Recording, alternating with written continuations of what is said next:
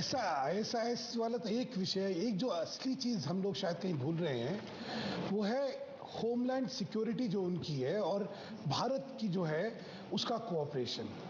अभी तक आतंकवाद के खिलाफ जो लड़ाई है उसमें जो वहाँ का होमलैंड सिक्योरिटी डिपार्टमेंट है उसका और भारत का जो संबंध था उसमें शायद कोऑपरेशन का लेवल जो था थोड़ा कम था। जो इस सारी बातचीत में जो एक अच्छी चीज निकल के आ रही है कि चाहे वो टेक्नोलॉजिकल होगा चाहे वो इंफॉर्मेशन का होगा, सूचना और तकनीक इन दोनों में सहयोग और संबंध जो है। मित्तल साहब, मैं आपको रोकना चाहूंगा क्योंकि जहां तक टेररिज्म को लेकर कोऑपरेशन है, होमलैंड सिक्योरिटी को लेकर है, बाकायदा वहां पर स्ट्रक्चर मौजूद है। मगर जो नई चीज है, क्या आईएसआईएल को लेकर भारत अपनी तरफ से कोई कटिबद्धता जाहिर करेगा? मेरा सवाल सीधा था आपसे, बीजेपी में इस बात को लेकर क्या महसूस किया जा रहा है? क्या आईएसआईएल को खिलाफ मोर्चा, सैनिक मोर्चे में बीजेपी को शामिल होना चाहिए, मतलब सरकार को शामिल होना चाहिए?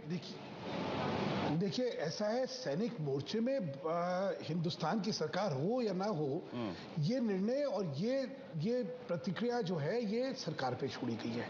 लेकिन भाजपा में एक चीज स्पष्ट है कि इनके खिलाफ हमें लड़ना है, क्योंकि हम जो है आतंकवाद की लड़ाई में एक सबसे बड़ा जो आज के दिन देश में और विदेश में दुश्मन देखते हैं वो आईएसआईएस को देखते हैं। क्योंकि लग रहा है कि अफगानिस्तान से यूएस जब जाएगा तो ये सारा जो जखीरा वहां पे हथियारों का है इसका प्रयोग जो है भाजपा की वो भारत की जो अखंडता है उसके खिलाफ हो सकता है। यहाँ पे दहशतगर्दी, यहाँ पे आतंकवाद फैलाने के लिए सारी चीजें करी जा सकती हैं। सुधांशु जी मेरे साथ चाह रहा हूं कि हिंदुस्तान कूटनीति में अपने रवैये में एक परिवर्तन लेके आया है।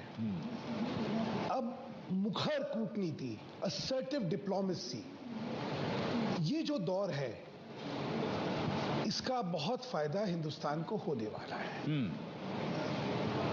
एक लोगों के जहन में हिंदुस्तान की एक छवि बनी हुई थी सॉफ्ट स्टेट की, नॉन असर्टिव स्टेट की।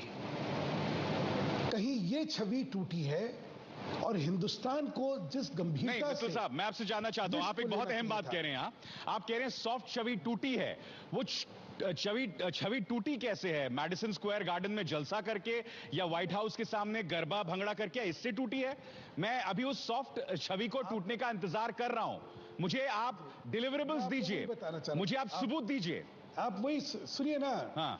अगर आप सुनेंगे, देखिए आपने अगर जो जॉइंट एडिटोरियल है उसमें एक शब्द अगर देखा हो, उसमें मैंने जो कह रहा मेरे लिए होमलैंड सिक्योरिटी वाला जो विषय है वो बहुत इंपॉर्टेंट विषय है। देखिए, both country remain, India and US to enhance homeland security by sharing intelligence through counter terrorism and law enforcement cooperation. ये कथन जो है ये बहुत महत्वपूर्ण है। देखिए, हिंदुस्तान के सामने दो मुख्य चीजें थी, अर्थ और सुरक्षा। अर्थ के विषय में आपने तमाम सीईओ की मीटिंग, चाहे वो काउंसिल फॉर फॉरेन रिलेशन में जो उन्होंने सारा अपना बयान दिया, वो एक चीज है। नहीं, सुरक्षा जो है और वो भी खास तौर से आतंकवाद के लिए, उसमें जब दोनों अभी तक का जो बयान आया था, दोनों का जो जॉइंट एडिटोरियल है, उसमें ये जो बयान आया है इसका एक बहुत महत्व है जिसको हमें गंभीरता से समझना चाहिए। आज तक हमारी समझ मित्तल साहब ऐसा है, कुछ क्षणों में क्या दिया और क्या पाया, ये जब सामने आएगा तो उसका राजनीतिक मूल्य क्या है और हमें लोगों के सामने उसके बारे में क्या कहना है, ये तभी संभव हो पाएगा। अभी तो हम लोग कयास लगा सकेंगे और कयास में जवाब देने का कोई औचित्य ही नहीं है। सही कहा।